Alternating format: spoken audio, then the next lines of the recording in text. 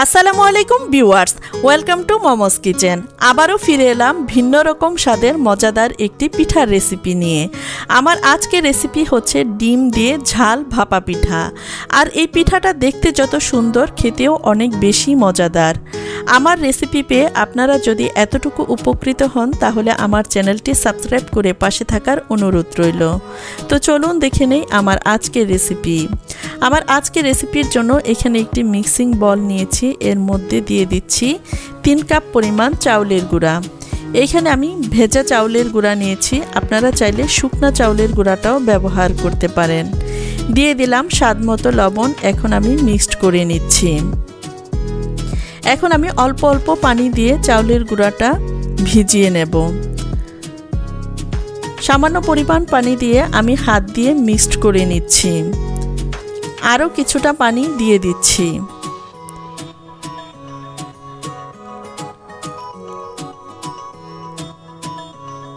চাউলের গুঁড়াটা এভাবে হাত দিয়ে চেপে যখন দলা পেকে যাবে তখনই বুঝতে হবে চাউলের গুঁড়াটা সম্পূর্ণ তৈরি হয়ে গেছে।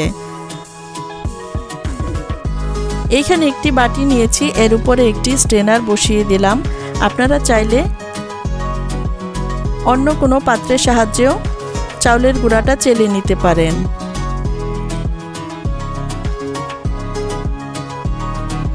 এখন আমি চাউলের গুঁড়া চেলে নিলাম।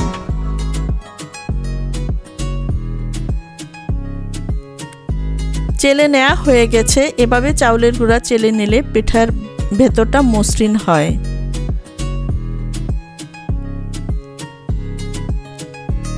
পিঠার ভিতরে পুর ব্যবহার করব, এই জন্য আমি একটি মশলার পুর তৈরি করে নিচ্ছি। দিয়ে দিলাম হাফ কাপ পরিমাণ পেঁয়াজ কুচি, আর দিয়ে দিলাম 4-5টি কাঁচামরিচ কুচি। এখানে আমি লাল সবুজ কাঁচামরিচ দিয়ে দিলাম। আর দিয়ে দিলাম সামান্য পরিমাণ ধনিয়া পাতা কুচি। দিয়ে দিচ্ছি স্বাদমতো লবণ। দিয়ে দিচ্ছি সামান্য পরিমাণ বিট লবণ। দিয়ে দিচ্ছি হাফ চা চামচ পরিমাণ চিলি ফ্লেক্স। দিয়ে দিচ্ছি 1 টেবিল চামচ পরিমাণ সরিষার তেল।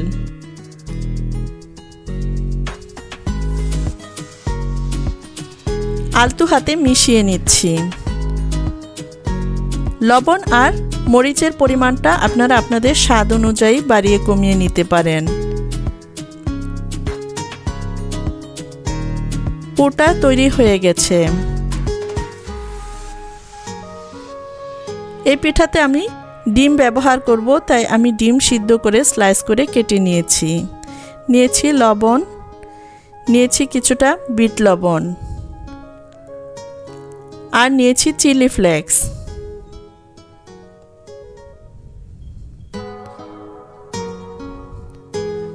পিঠা তৈরির জন্য এখানে আমি ছাঁচ নিয়েছি। এখন এর মধ্যে চেলে রাখা কিছুটা চাউলের গুঁড়া দিয়ে দিচ্ছি।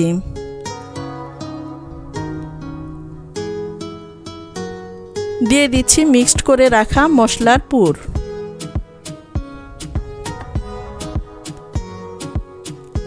আরও কিছুটা চাউলের গুঁড়া এর মধ্যে দিয়ে দিচ্ছি।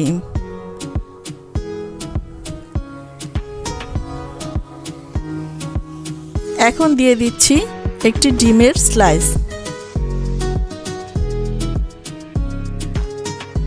দিয়ে দিচ্ছি সামান্য পরিমাণ বিট লবণ। দিয়ে দিচ্ছি সামান্য পরিমাণ লবণ, আর দিয়ে দিলাম সামান্য পরিমাণ চিলি ফ্লেক্স। আর কিছুটা মশলা দিয়ে দিচ্ছি। এখন আমি স্টিম করে নেব।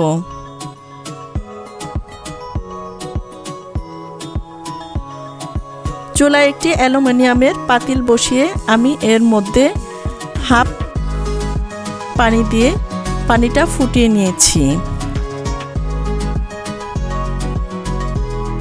এখন আমি পিঠাটা দিয়ে দিলাম।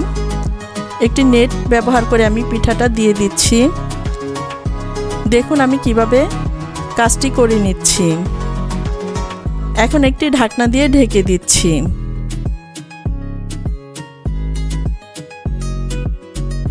প্রায় 1.5 মিনিট পর ফিরে আসলাম। এরই মধ্যে আমার পিঠাটা স্টিম করা হয়ে গেছে।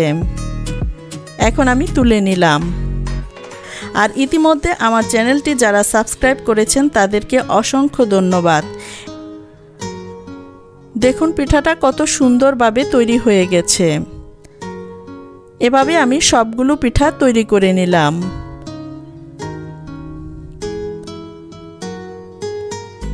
তৈরি হয়ে গেল আমার ডিম দিয়ে ঝাল ভাপা পিঠা। এখন একটি পিঠা কেটে দেখাচ্ছি।